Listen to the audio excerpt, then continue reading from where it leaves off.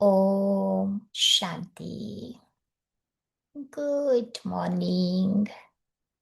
सो आज बाबा अपने भाग्यशाली बच्चों से मिलने के लिए आए हैं। भाग्यशाली भी नहीं, बाबा तो कितना बढ़िया टाइटल देते हैं, पद्मा पदम भाग्यशाली बच्चे। पद्मा पदम किसको कहते हैं?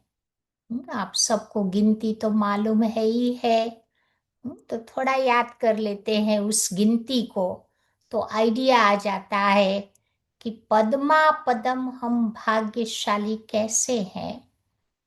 जब जीवन में किसी के पास 100 लाख आता है तो उसको 1 करोड़ कहते हैं। जब 100 करोड़ कोई इकट्ठा करता है तो वो 1 अरब बन जाता है। 100 अरब कोई इकट्ठा करता है तो वो 1 खरब बन जाता है।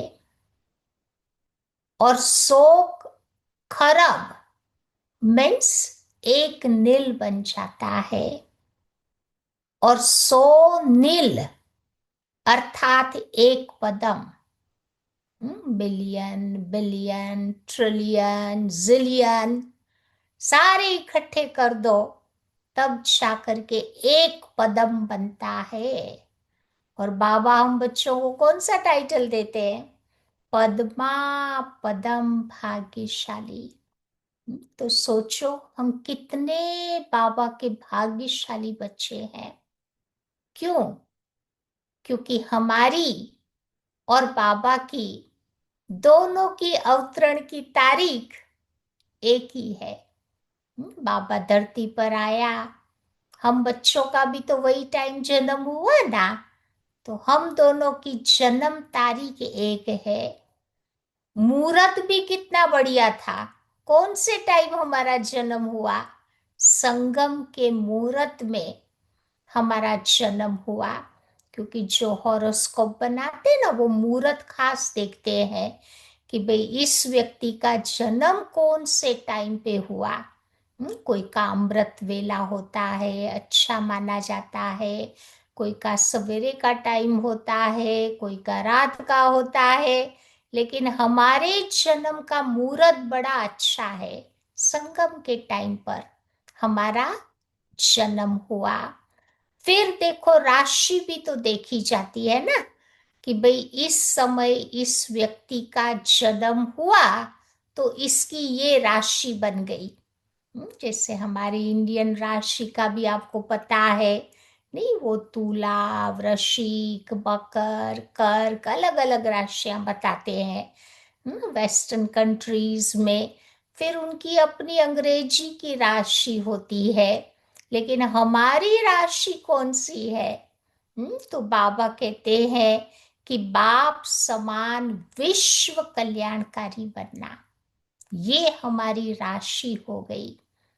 तो राशि जो बाबा की वो मेरी राशि हो गई। फिर बाबा कहते दशा, वो भी देखी जाती है कि कौन सी दशा में इसका जन्म हुआ। कभी राहु की होती है, कहाँ शनि की होती है, कहाँ मंगल की होती है, कहाँ बुध की राशि होती है, दशा होती है। तो हमारा जन्म कौन सी दशा में हुआ? जब हमारा जन्म हुआ तो जुपिटर की दशा थी। गुरु की दशा के टाइम हमारा जन्म हुआ। और गुरु की दशा बेस्ट मानी जाती है।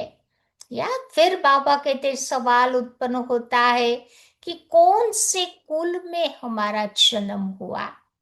भक्ति में वो कुल भी तो देखा जाता है ना, कि भाई ये ब्राह्मण घर घर में जन्मा, क्षत्रिय घर में जन्मा, कौन से कुल में इसका जन्म हुआ।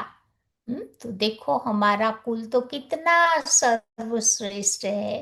कौन सा कुल है? ब्राह्मण कुल के हम सब है ना।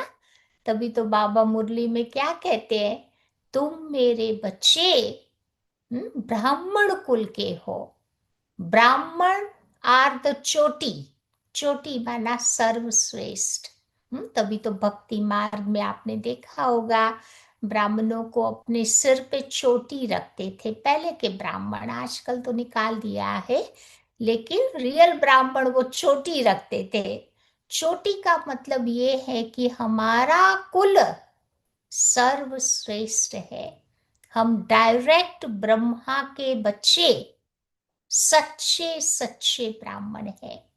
ब्राह्मणों को झाड़ के चित्र में आप विजुलाइज करो, कहाँ बिठाया है, जड़ों में बैठे हुए हैं, फाउंडेशन में वो बैठे हुए हैं। सारे वृक्ष को ज्ञान योग का पानी दे करके उस वृक्ष को अभी जीवित रखा है। फिर नए वृक्ष की कलम लगाने वाले भी तो हम ही तो ब्राह्मण है ना। फिर आप देखो हमारी पोजीशन कौन सी है। देखो पोजीशन भी देखा जाता है दुनिया में कि भाई ये बड़ा होकर के कौन सी पोजीशन पर बैठेगा, कोई डॉक्टर बनता, कोई वकील बनता, कोई क्या बनता। तो हमारी पोजीशन बाबा ने कितनी ऊंची दी है। तो हमारी पोजीशन है मास्टर सर्व शक्तिवान बनना। जो बाबा की शक्तियां हैं उन्हें अपने जीवन में धारण करना, इतनी ऊंची पोजीशन हमारी है। या फिर वो जो हॉरोस्कोप बनाते हैं ना, तो उसमें वो संपत्ति भी देखते हैं कि भाई इसके पास कितनी धनराशि जमा होगी या है या आने वाली है। हम्म, तो बाबा कहते हैं हमारी संपत्ति कौन सी है, हम्म, अखूट और अविनाशी, सर्व गुण शक्तियां खजाने जो हमने बाबा से प्राप्त किए हैं। और हमारी संपत्ति ऐसी है, न तो कोई लूट सकता है, न कोई हमारे से छीन सकता है। हमारी संपत्ति ऐसी है जो हमारे साथ जाने वाली है। दुनिया के लोग तो मरते हैं तो सारा छोड़ करके जाते हैं ना, कुछ लेके थोड़ा जाते हैं। हम तो अपने साथ लेकर के जाने वाले हैं। ऐसी अखुट अविनाशी संपत्ति का बाबा हम बच्चों को इस समय मालिक बनाते हैं। फिर वो धर्म भी देखा जाता है कि भाई ये कौन से धर्म का है। तो हमारा धर्म कौन सा है, तो ब्राह्मण धर्म सबसे ऊंचा धर्म।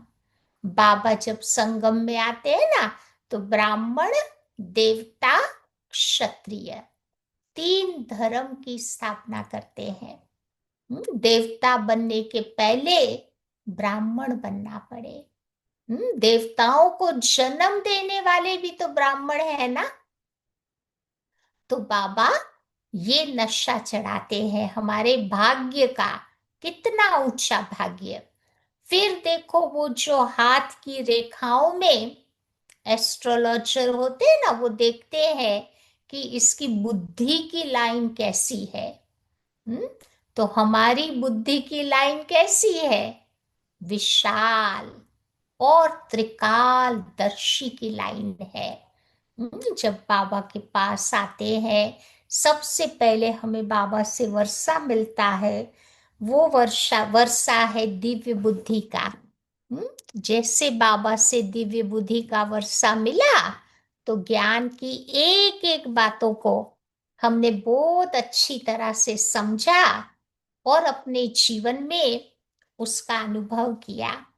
तो बाबा ने मेरी बुद्धि को दिव्य बना दिया, श्रेष्ठ बना दिया।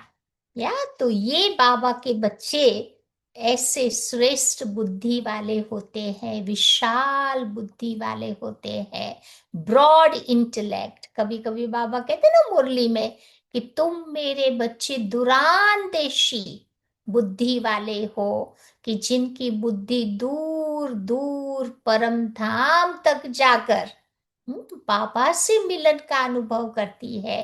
और त्रिकालदर्शी वाली बुद्धि, तीनों कालों को सोच करके कर्म करने वाले हैं। फिर वो जो एस्ट्रोलॉजर होते हैं वो कर्म रेखा को भी देखते हैं कि इसकी कर्म रेखा कौन सी है। तो बाबा ने हमारी कर्म रेखा कौन सी बताई है? निरंतर कर्म योगी बनना, सहज योगी बनना, राज योगी बनना, ये है हमारे कर्मों की रेखा। हर कर्म में बाबा को अपना साथी बना करके कर्म करते रहना, आगे बढ़ते रहना। अब सोचो, इससे अधिक भाग्य की रेखाएं इतनी श्रेष्ठ दुनिया में और किसी की हो सकती है? पॉसिबल ही नहीं है।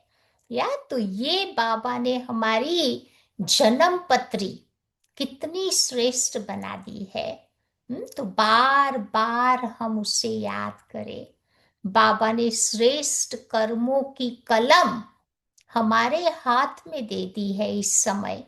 और बाबा ने बताया है, जितना लंबी भाग्य की रेखा आपको खींचनी है इस समय तुम खींच सकते हो।